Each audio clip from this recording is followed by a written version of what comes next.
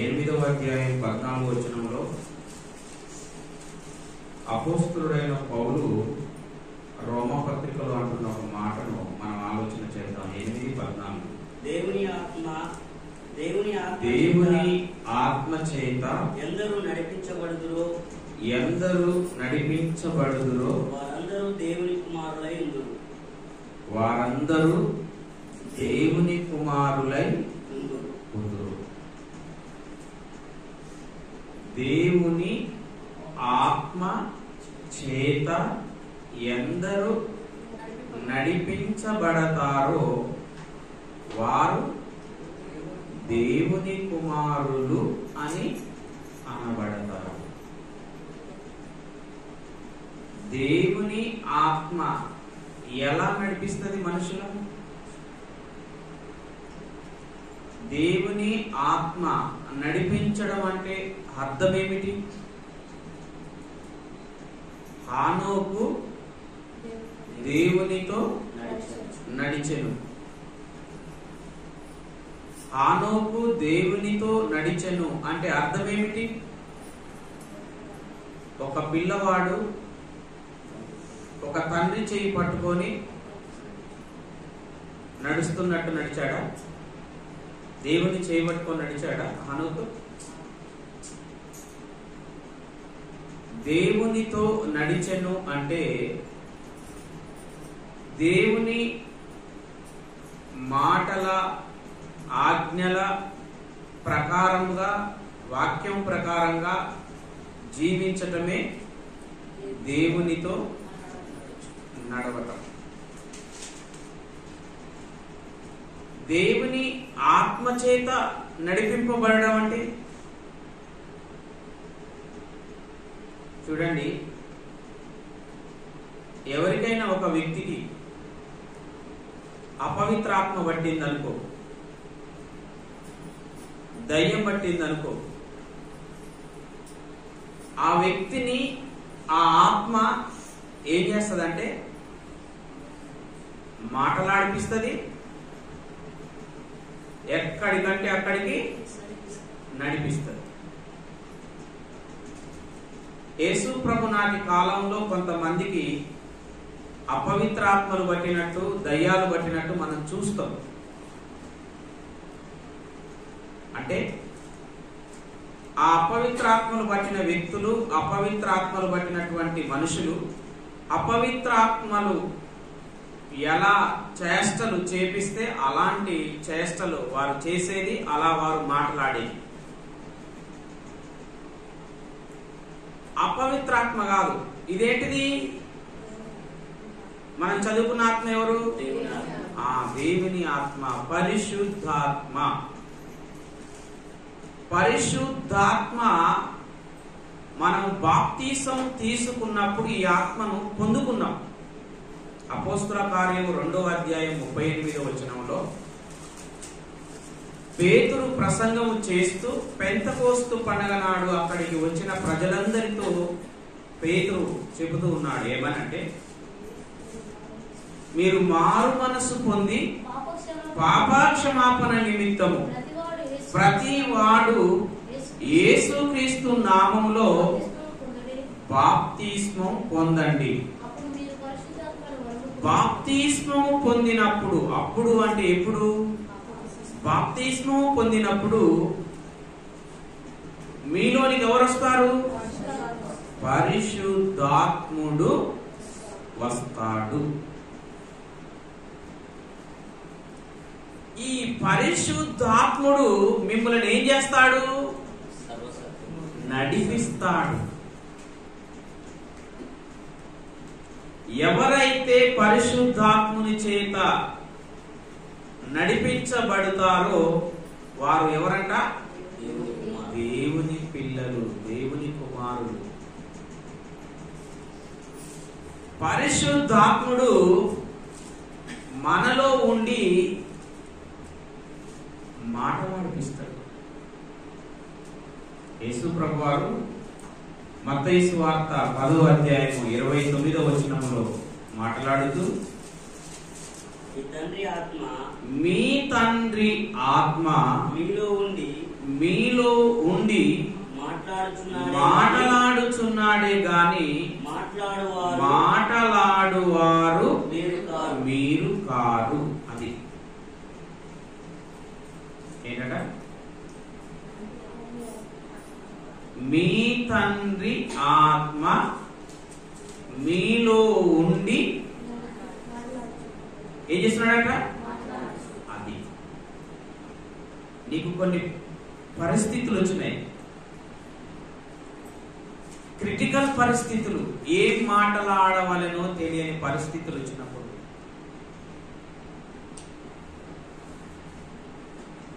నీవు ఎదిరించలేని పరిస్థితులు వచ్చినప్పుడు, జవాబు చెప్పలేని పరిస్థితులు వచ్చినప్పుడు, క్రీస్తు నిమిత్తం నువ్వు హింసింపబడుతున్న పరిస్థితులు వచ్చినప్పుడు, అధికారుల యొద్దకు పెద్దల యొద్దకు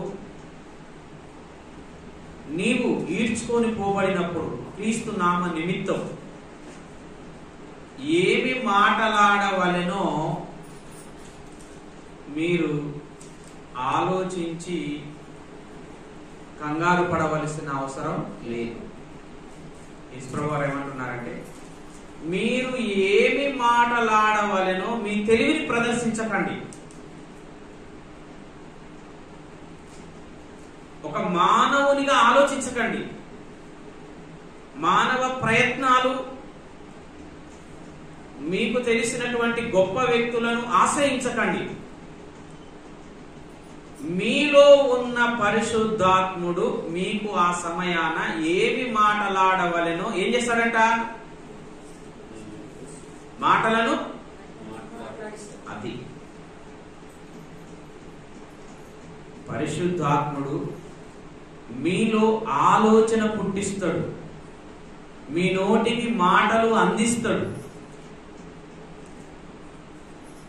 పరిశుద్ధాత్ముడు ఆ పరిస్థితులను ఆయనకు తెలుసు గనక ఆ పరిస్థితులకు తగ్గట్టుగా నీలో మాటలాడడానికి ఆ మాటలు నీ నాలుక మీద ఆయన ఉంచుతాడు. నీలో పరిశుద్ధాత్ముడు ఉండాలి. పరిశుద్ధాత్ముడు ఉంటే నువ్వు ఒక విషయం మీద ఆలోచన చేస్తున్నప్పుడు, ఏం నిర్ణయం తీసుకోవాలి అని ఒక పని చేయబోయేటప్పుడు, ఒక భవిష్యత్తు ప్రణాళిక నిర్ణయించుకుంటున్నప్పుడు, ఒక సేవా ప్రణాళిక నిర్ణయించుకుంటున్నప్పుడు, ఒక కుటుంబ ప్రణాళిక జరుగుతున్నప్పుడు ఆలోచనలు వస్తాయి. కానీ పరిశుద్ధాత్ముడు నీకు సరైన రీతిగా ఏం చేస్తాడంట? నడిపిస్తాడు, సలహా ఇస్తాడు, ఆలోచింపజేస్తాడు. అందుకే యేసుప్రభువు వారు అంటున్నారు, మీరు ఏమి మాటలాడాలి అని చింత చేయకండి, ఏమి మాటలాడవలెనో మీలో ఉన్న పరిశుద్ధాత్ముడే మీకు మాటలు. అంటే మనం అపోస్తుల యొక్క జీవితాన్ని మనం పరిశీలన చేస్తున్నప్పుడు, అపోస్తుల కార్యములు 4వ అధ్యాయం 8వ వచనం, పేతురు పరిశుద్ధాత్మతో నిండిన వాడై ఇట్లా నేను ఏం చేస్తున్నాడంట? అక్కడ అధికారులు, యెరూషలేములో ప్రధాన యాజకులు, ప్రజల అధికారులు, శాస్త్రులు, పరిసయ్యులు అందరూ యేసు ప్రభును పేతురును పట్టుకొని బంధించారు. కానీ పేతురును పట్టుకొని బంధించగలిగినరు, కానీ పేతురులో ఉన్న ఆత్మను బంధించగలిగినరా? ఎవరంట? ఆత్మతో నిండిన వాడై ప్రజల అధికారులారా, పెద్దలారా, ప్రధాన యాజకులారా అని వాక్యాన్ని బోధిస్తున్నాడంటే, అంటే ఒక జన సమూహము ఎదుటికి వీళ్ళని ఈడ్చుకొని పోయినప్పుడు, బంధించినప్పుడు, వేలాది ప్రజల ముందు వీళ్ళని నిలబెడినప్పుడు మనుషులు ఎలా ఉంటారు? భయపడిపోతారు, ఏం మాట్లాడాలో తోయదు. కానీ వీళ్ళకు ఎవరు నేర్పిస్తున్నారట? ఆత్మతో నిండుకుంటే ఆత్మ మాట్లాడుతున్నదట. ఆత్మతో నిండినప్పుడు వారు వాక్యం బోధిస్తూ ఉంటే అంటే వారిలో ఉన్న ఆత్మ దేవుని మాటలను ప్రజలకు వినిపిస్తుంటే ఆ జన సమూహం వారంట వారిలో ఉన్న ఆత్మను ఎదిరించలేకపోయారంట. అపోస్తల కార్యంలోని 6వ అధ్యాయం 10వ వచనంలో ఉంటది. ఇక్కడ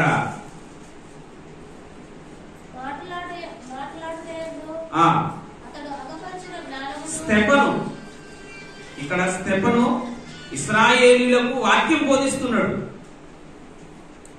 ఈ స్తెఫను వాక్యం బోధిస్తుంటే ఆ పట్టణ ప్రజలందరూ కూడా గుమిగూడారు కొట్టి సంపాలని. కానీ స్తెఫన్ ఎలా మాట్లాడుతున్నాడో తెలుసా? మాటలాడుట యందు స్తెఫను అగపరిచిన జ్ఞానమును అతనిని ప్రేరేపించిన ఆత్మను ఎవరు ప్రేరేపించారట? పరిశుద్ధాత్మ. స్తెఫనులో ఆత్మ ఉంది. ఆ ఆత్మ అంట అతన్ని ప్రేరేపిస్తుందంట. ఏమని చెప్పు? వేలాది మంది కాదు, లక్షల మంది నిన్ను చుట్టుముట్టినా చెప్పు. ఆత్మ ప్రేరేపిస్తుందంట. ప్రధాన యాజకులు, ప్రజల అధికారులు, పెద్దలు, శాస్త్రులు, పరిసయ్యులు వాళ్ళు ఏమంటున్నారు? యేసునామమును బట్టి అక్కడ బోధించకూడదు, మాటలాడకూడదు అని వారు ఆజ్ఞాపిస్తే స్తెఫనులో ఉన్న ఆత్మ ఏమని చెప్తుంది? చెప్పు. వాళ్ళు అట్నే అంటారు. గాని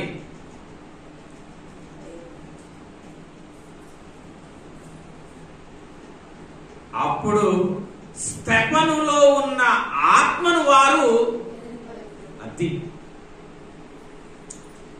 అంటే ఆ స్తెఫను ఎవరి చేత నడిపింపబడుతున్నాడు? దేవుని ఆత్మ చేత నడిపింపబడుతున్నాడు. అంటే నువ్వు ఎలాంటి పరిస్థితులలో ఉన్నా నిన్ను ఆత్మ నడిపిస్తుంది అనుకో, నీ నడిపింపు సరైన రీతిలో ఉంటది. నీ గైడెన్స్, నీ మార్గం సరైన రీతిలో ఉంటది ఆత్మ నడిపిస్తే. పక్కనోళ్ళు నడిపిస్తే, మంది మాటలు విని నడుచుకుంటే, దయ్యాలు నడిపిస్తే ఎక్కడికి పోతావు? పరిస్థితులు చూడగానే భయపడిపోతావు, బెంబలెత్తిపోతావు, కంగారు పడిపోతావు, గుండె దడ వస్తుంది, బీపీ డౌన్ అయిపోతుంది, షుగర్ పెరుగుతుంది, మంచంలో పడతావు, మందిర్లో చుట్టూ 4-5 రౌండ్లు వేస్తావు. ఏందమ్మా ఇట్టాయను అట్టాయను అని. నిన్ను ఎవరు నడిపించాలి? దేవుని ఆత్మ నడిపించాలి. ఇంకా నిన్నొకరు బలపరచవలసిన అవసరం నీకే. ధైర్యం అంటే నీలో ఉన్న ఆత్మే నిన్ను ధైర్యపరుస్తుంది మాట్లాడమని. నిన్ను నడిపించే ఆత్మ నీతో ఉన్నప్పుడు ఎవడిని ఎదిరించలేడు. ఎదిరిస్తారా? దురాత్మలు కూడా నడిపిస్తాయి. అట్లా అనుకొని దురాత్మ నడిచినట్టు నడిపిస్తే ఎక్కడికి పోతావు? పాతాళానికి పోతావు.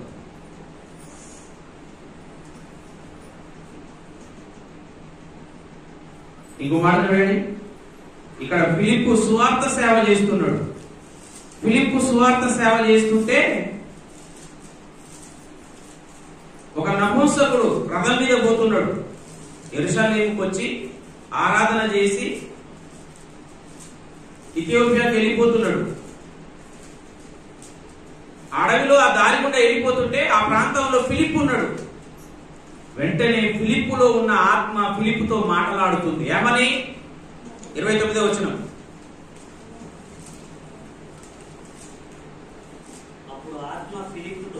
అప్పుడు ఆత్మ ఫిలిప్పుతో నీవు ఆ రథము దగ్గరికి పోయి ఆ రథాన్ని కలుసుకొనుమని చెప్పాను.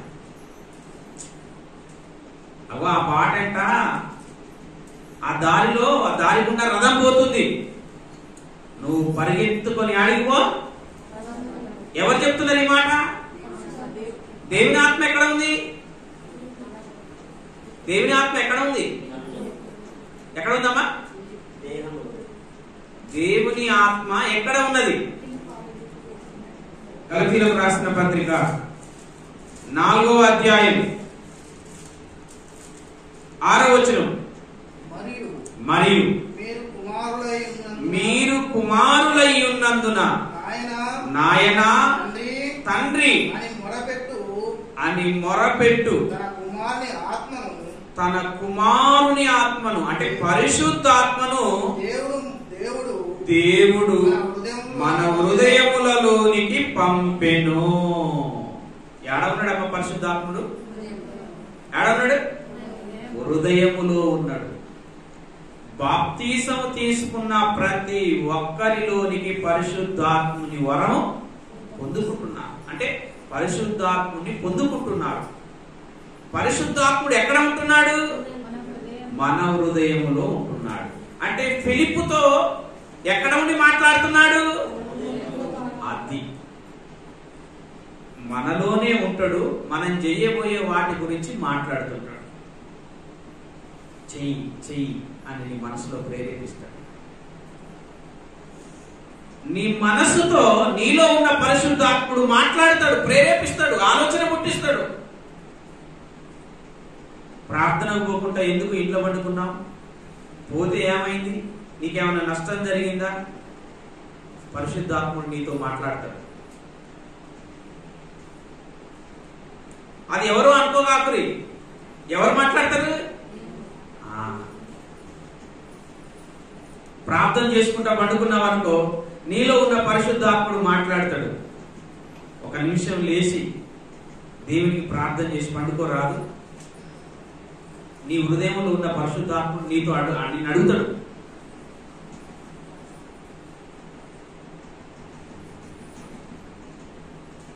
ఏమన్నా అబద్ధం ఆడుతున్నావు అనుకో, ఎందుకు నువ్వు అబద్ధం ఆడుతున్నావు? ఇది తప్పు కదా? నిన్ను భయపెడతాడు. ఎవరికైనా మేలు చెయ్యాలని దేవుడు నిర్ణయించిండు అనుకో, నీ మనసుతో అంటాడు, వారికి ఆ మేలు చెయ్యరాదు. నువ్వు సగం దూరం వచ్చినాకనైనా పరిశుద్ధాత్ముడు చెప్పినందుకు మళ్ళీ వెనుక తిరిగి చేసి రావాలి. ఎందుకు? నువ్వు మొఖం చంపుకొని వెళ్తున్నావు అనుకో, పోనీయడు. ఓహో సాయం చేసిరా పో. ఎక్కడ ఉంటాడు?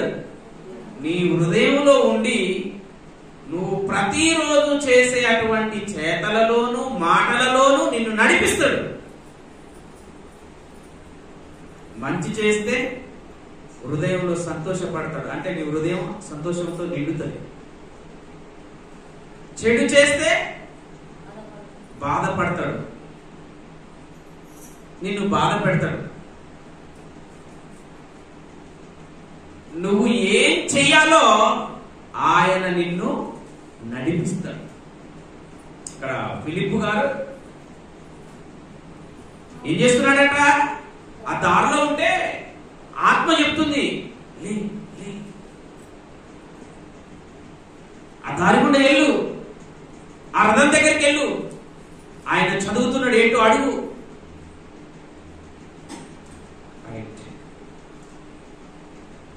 కొన్నిసార్లు మన కడుపులో కొంతమంది దీన్నే లోకంలో ఉన్న వాళ్ళు ఏమంటారంటే గుబులు లేస్తున్నాయి అంటారు.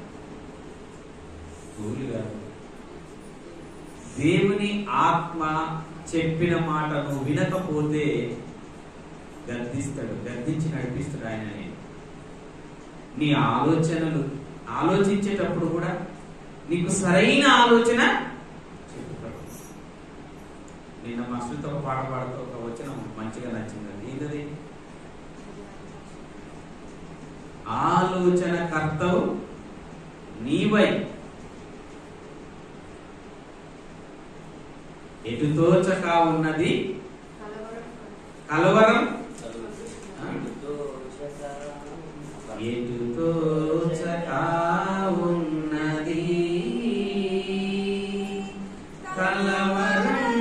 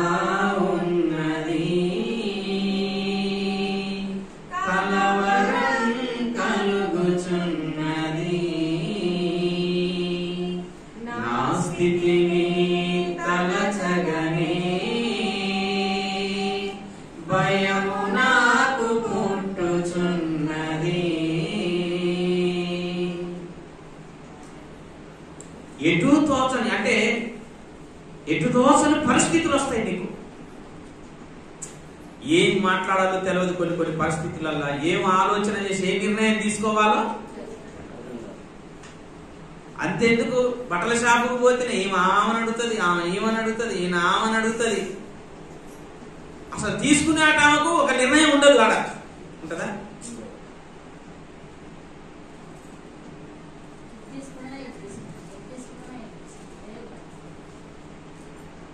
నలుగురు పోతే ముగ్గురు ఏది చెప్తే అది ఓకే అయిపోయింది. ఒక్కరు చెప్పింది ఓకే కాదు. ఎటు తోచని స్థితిలో అగమ్యం గోచరంగా ఉన్నప్పుడు పరిశుద్ధాత్మను నడిపిస్తుంది. నువ్వు ఆత్మను కలిగి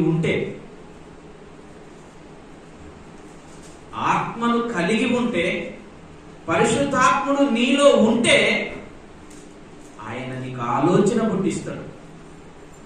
ఏమి మాటలాడలేని పరిస్థితి ఏదైనా నువ్వు ఎదుర్కొన్నప్పుడు జస్ట్ కళ్ళు మూసుకొని, తండ్రి ఈ పరిస్థితిలో నేను ఏం మాట్లాడవలనో నాకు తెలియట్లేదు, నాకు సహాయం అందించు అని జస్ట్ ఒక 1 minute నువ్వు దేవుణ్ణి అడిగినావు అనుకో, వెంటనే ఏం మాట్లాడవలనో నీకు నీ నోటికి నీ మనసుకు మాటలు అందిస్తాడు దేవుడు. ఫిలిప్పు ఆత్మతో నింపబడ్డాడంట. ఆత్మ చెప్తుంది నువ్వు వెళ్ళు వెళ్ళు వెళ్ళు వెళ్ళు వెళ్ళు. ఆత్మ మనకు కూడా చెప్తుందా చెప్పదా? మన చుట్టాలు ఎవరన్నా ఏదైనా పండగ చేసారు అనుకో, ఆటలో వస్తున్నారు రండి అని అనుకో, పోవాలని శరీరం అంటది, పోయినాక ఆత్మ ఏమంటదో తెలుసా?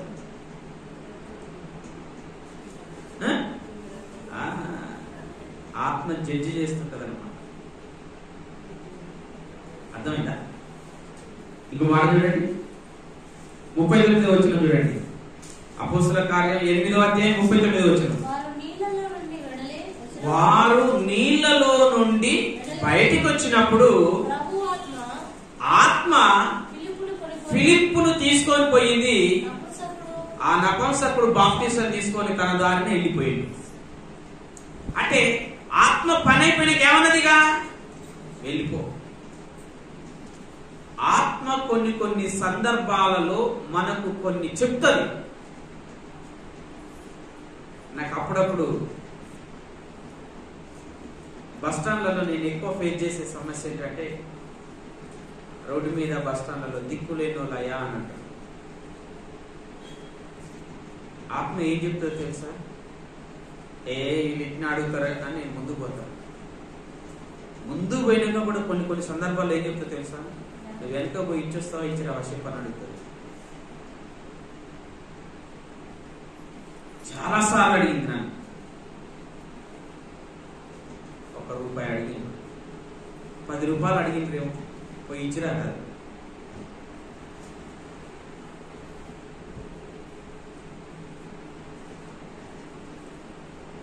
ఆత్మ నీకు ఆలోచన చెబుతుంది, ఏ పరిస్థితిలో ఏం చెయ్యాలో నిన్ను నడిపిస్తుంది.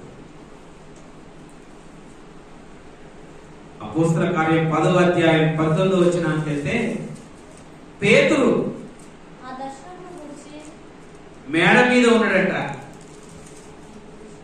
ఈయన కోసం కొంతమంది మనుషులు వచ్చారు. చదువు. పేతురు ఆ దర్శనమును గూర్చి ఆలోచించుకొనుచుండగా ఆత్మ ఇదిగో 3 మనుషులు నిన్ను వెతుక్కుంటూ వచ్చారు, నీవు మేడ మీద నుంచి క్రిందికి దిగి ఏమి ఆలోచించకుండా మారు మాట చెప్పకుండా నీ వాళ్ళతో. ఎవరు చెప్తున్నారు ఇది? దేవుని ఆత్మ. దేవుని ఆత్మ అంటే ఎక్కడో ఉండదు, నీ హృదయంలోనే ఉండి నిన్ను ఏం చెయ్యాలో నీకు చెప్తుంది. నీ మనసుకు చెప్తుంది, నీ హృదయానికి చెప్తుంది. అర్థమైందా? కింద పేతురు కోసం మనుషులు వచ్చి వెతుకుతున్నారట, పేతురు ఎక్కడ ఉన్నాడు అని. పేతురేమో మేడ మీద ఉన్నాడు. వెంటనే ఆత్మ చెప్తుంది, నీ కోసం మనుషులు వచ్చారు, మిద్దె మీద నుంచి కిందికి దిగి వాకిట్లోకి వెళ్ళి ఏమంటుంది? ఇంకా 11వ అధ్యాయం 12వ వచనం. అప్పుడు ఆత్మ నీవు భేదమేమీ చెయ్యక వారితో కూడా వెళ్ళుమని, హిందీ వాళ్ళతో మాట్లాడినాక అప్పుడు ఆత్మ ఏమంటుందంట, నువ్వేం ఆలోచన చేయగాకు, ఎక్కువోళ్ళు తక్కువోళ్ళు భేదం ఉన్నోళ్ళు ఏం ఆలోచన చేయగాకు, ఏం భేదము చూపెట్టకుండా నువ్వు వారితో వెళ్ళిపో. ఆత్మ నడిపింపు నీకు ఉంటే నీకు ఏం జరగబోతుందో ఏం చెయ్యాలో ఆత్మ నీకు ముందే బయలుపరుస్తుంది. ఆత్మ నడిపింపు నీకుంటే ఏం జరుగుతుందో ఏం జరగబోతుందో ఆత్మ నీకు ముందే తెలియజేస్తుంది. నువ్వు చాలా జాగ్రత్తగా ఉంటావు. ఆత్మ నడిపింపు లేదనుకో, గుడ్డివాడు బాటంట నడుస్తున్నట్టే ఉంటది. ఆత్మ నడిపింపు లేకపోతే గుడ్డోడు బాటంట నడుస్తున్నట్టే ఉంటది. ఆత్మ నడిపింపు ఉంటే ప్రతి పరిస్థితి ఆత్మ నీకు బోధిస్తుంది. ఏం జరగబోతుంది, ఏం చేయాలి, నువ్వు ఎలా ఉండాలి, సిచ్యువేషన్స్ ముందే చూస్తావు. అపోస్తల కార్యం 11వ అధ్యాయంలో 27వ వచనం చదవండి. ఆ దినముల యందు ప్రవక్తలు యెరూషలేము నుండి అంతియోకయ పట్టణానికి వచ్చారంట. ఆ ప్రవక్తలలో అగబు అనే ఒక ప్రవక్త ఉన్నాడంట.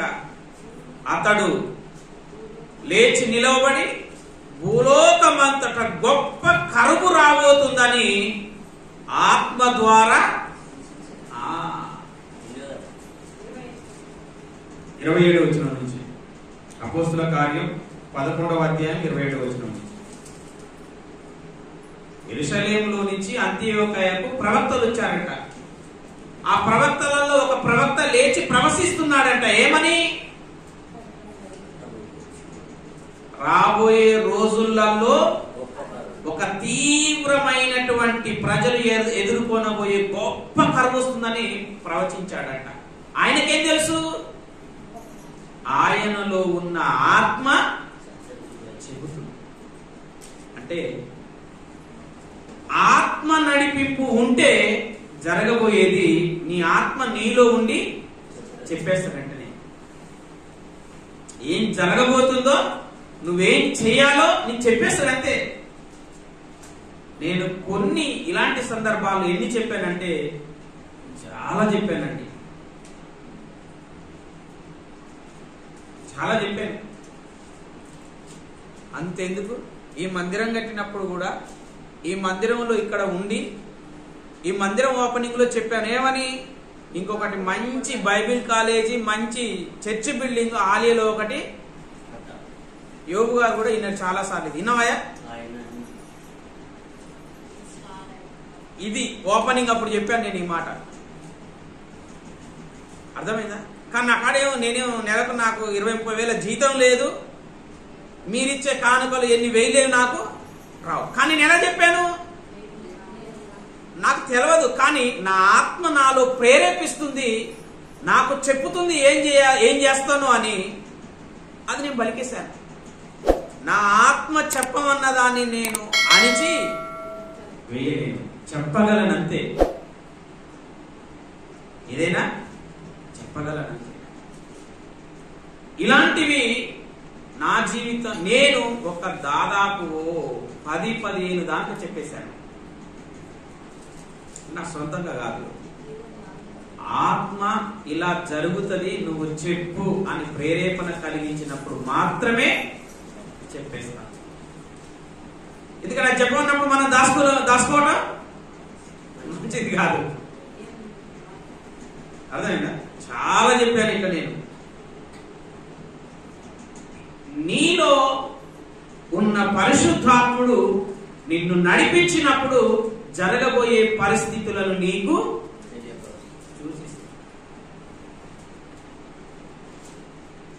నాకు ఆత్మ ఈ మధ్య కాలంలో చాలా బీ కేర్ఫుల్ గా ఉండమని చెప్పింది. ఎందుకంటే నమ్మక ద్రోహాలు చాలా జరుగుతాయి. ప్రతి పరిస్థితిని కొంతమంది కళ్ళతో చూస్తే నమ్ముతారు. నేను కళ్ళు మూసుకొని ఆత్మ చేత చూసి డిసైడ్ చేస్తాను. నేనే కాదు, ఆత్మ నడిపింపు ఉన్న ఏ ఒక్కరైనా సరే అది చేయగలుగుతాడు. ఎందుకంటే ఆత్మకు తెలుసు కనుక నీకు ముందు భవిష్యత్తు చూపిస్తూ ఉంటుంది. ఇంకో మాట చూద్దాం. అపోస్తల కార్యములోనే 16వ అధ్యాయం 7వ వచనం 8వ వచనం. యేసు యొక్క ఆత్మ వారిని వెళ్ళనీయలేదు. అంతటా వారు వేరొక ప్రాంతానికి వెళ్ళిపోయారు. ఎక్కడికి వెళ్ళనీయలేదు? పౌలుతో పాటు ఉన్న వాళ్ళని వేరే ప్రాంతానికి వెళ్దాం అనుకుంటే పరిశుద్ధాత్ముడు వారిని వెళ్ళనీయలేదట.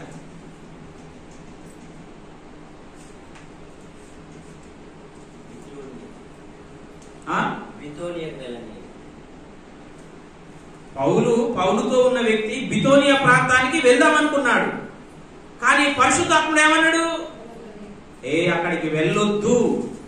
చూసావా? ఆత్మ వెళ్ళనీయలేదట. కొన్నిసార్లు వెళ్దామని ఉంటది మనకి,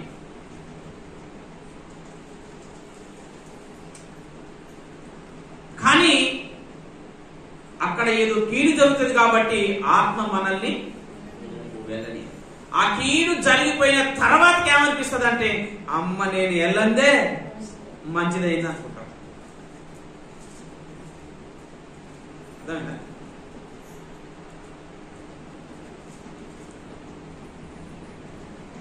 కొన్ని ప్రమాదాలు, కొన్ని ఆటంకాలు, కొన్ని ఇబ్బందులు, కొన్ని పరిస్థితులు మనం ఎల్లకూడని చోటకు వెళ్ళాలని మనకు తాపత్రయం ఉన్నా, ఒక మనిషిగా ఆలోచన కలిగి ఉన్నా, అభిప్రాయం కలిగి ఉన్నా, అది మనకు మంచిది కానప్పుడు పరిశుద్ధాత్ముడు ఆటంకపరుస్తాడు. ఏమని? వద్దు వద్దు వద్దు వద్దు ఆటంకపరుస్తాడు. చేయనీయడు, మాట్లాడనీయడు. సరే, మేము ఒక ప్రాంతానికి వెళ్తున్నాం. ప్రాంతానికి వెళ్తుంటే బస్సు అందాలని మేము చాలా త్వరగా వస్తున్నాం. బస్సు అందుకోవాలని, ఆటోకి అందుకోవాలని చాలా త్వరగా వస్తున్నాం. ఈ బస్సు కూడా ఎక్కడ పడితే అక్కడ ఆపుతున్నాడు. ఆటో అయితే తొందరగా వెళ్ళిపోతాడని. కానీ ఆటో అందలేదు, వెళ్ళిపోయింది. నేను ఫస్ట్ బైబిల్ ట్రైన్ చేసే ఫస్ట్ కానించి నేను ఎక్కువ ఆటోలే ఎక్కేది, బస్సులు తక్కువ ఎక్కేది. ఆ ఆటో అందకుండా పోయింది. మళ్ళీ తర్వాత ఏం ఎక్కినంటే బస్సు ఎక్కాను. ఇది సూర్యాపేట పోయేటప్పుడు చనిపోయింది. తర్వాతకి ఆ ముందు వెళ్ళినటువంటి ఆటో దారిలో యాక్సిడెంట్ అయిపడ్డది. అక్కడ దాంట్లో ఉన్న వాళ్ళు చాలా మంది కాళ్ళు చేతులు ఇరిగి రోడ్డు వెళ్ళిపడబడ్డారు. ఈ బస్సు పోయి అక్కడ ఆపింది. దారిలోనే కదా. ఇక బస్సులందరూ చూసారు, నేను కూడా దిగి చూసిన. నేను అనుకున్నాను, దేవుడు నన్ను ఎందుకు ఆటో ఎక్కనియలేదో నాకు అర్థం. అంటే కొన్ని ఆత్మ మనం చెప్పినప్పుడు అర్థం కాదు, కానీ వినాలి. అర్థమైందా? కొన్ని ఆత్మ మనం చెప్పినప్పుడు అర్థం కాదు, ఇని లోబడితే తర్వాతికి దాని రిజల్ట్ చూసినప్పుడు అప్పుడు మనకు అర్థమైంది. అప్పటి నుంచి నేను ఏమనుకున్నానంటే, జీవితంలో లేట్ అయినా పర్వాలేదు కానీ బస్సు ఎక్కాలి అనుకున్నాను. అందుకోసమే నేను ఇప్పుడు ఎక్కువగా బస్సులకే ప్రిఫరెన్స్ ఇస్తా. ఇక ఏదో తప్పదు అనుకున్న పరిస్థితులలో అటో ఇతర బస్సుకే ప్రిఫరెన్స్. అర్థమైందా? నో నువ్వు ఆత్మ చేత నడిపింపబడితే నీ ఇష్టం వచ్చినట్టు మాట్లాడడానికి, నీ ఇష్టం వచ్చినట్టు జీవించడానికి, నీ ఇష్టం వచ్చినట్టు తిరగడానికి, నీ ఇష్టం వచ్చినట్టు వెళ్ళడానికి ఆత్మ ఒప్పుకోదు. ఎందుకు? దానికి ప్రతి అడుగుకు సమాధానం చెప్పాలి. నువ్వు ఎక్కడికి వెళ్ళినా, ఏం మాటలాడినా, ఏం ఆలోచించినా, ఏ నిర్ణయం తీసుకున్నా ఏం చెప్పాలి? సమాధానం చెప్పాలి. ఎందుకు? నిన్ను నడిపిస్తుంది గనక. కానీ అపవిత్రాత్మలు కూడా ఉన్నాయి లోకంలో. ఏమున్నాయి? అపవిత్రాత్మలు కూడా ఉన్నాయి. యోహాను రాసిన పత్రికలో, యోహాను రాసిన మొదటి పత్రిక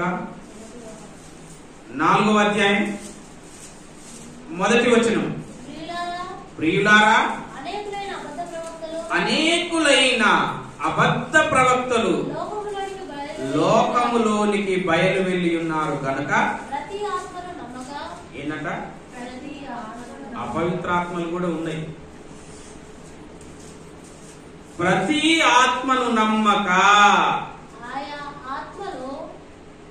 ఆ మనుషులలో ప్రతి ఒక్కరిలో ఉన్న ఆత్మలు దేవుని సంబంధమైనవా కావా, పరిశుద్ధాత్మ చేత నడిపింపబడుతున్నారా లేకపోతే అపవిత్రాత్మ చేత? ఆలోచన చేయాలి. అర్థమైందా? ఈ వ్యక్తిని అపవిత్రాత్మ నడిపిస్తుందా లేకపోతే పరిశుద్ధాత్మ నడిపిస్తుందా? ఆలోచన చేసుకోవాలి. అర్థమైందా? బైబిల్ పట్టుకున్న వాళ్ళందరినీ పరిశుద్ధాత్మ నడిపించదు. సాతాను కూడా ఏ దూత వేషం వేసుకుందంట? కాబట్టి దేవుని ఆత్మ ఎవరిని నడిపిస్తుందో వారు ఏం మాటలాడవలెనో, ఏ నిర్ణయాలు తీసుకోవాలనో, ఏమి బోధించవలెనో వారికి నేర్పుతుంది. కాబట్టి పరిశుద్ధాత్ముడు మన హృదయాలలో ఉండి ఏం బోధిస్తాడో, ఆత్మ ఏం చెప్పుతుందో అది మనం ఏం చేయాలి? వినాలి. ఆత్మ మనలో చెప్పింది. కొన్నిసార్లు ఆత్మ చెప్పింది వినం. ఎవరు చెప్పింది వింటాం? శరీరం చెప్పింది వింటాం, మంది చెప్పింది వింటాం, పెద్ద పెద్దోళ్ళు చెప్పింది వింటాం, మనుషులు చెప్పింది వింటాం. ఆత్మ, నీ హృదయంలో ఉన్న ఆత్మ, పరిశుద్ధాత్ముడు నీతో ఏం చెప్పుతాడో అదే నువ్వు పాటించాలి. కళ్ళు మూసుకొని ప్రార్థన.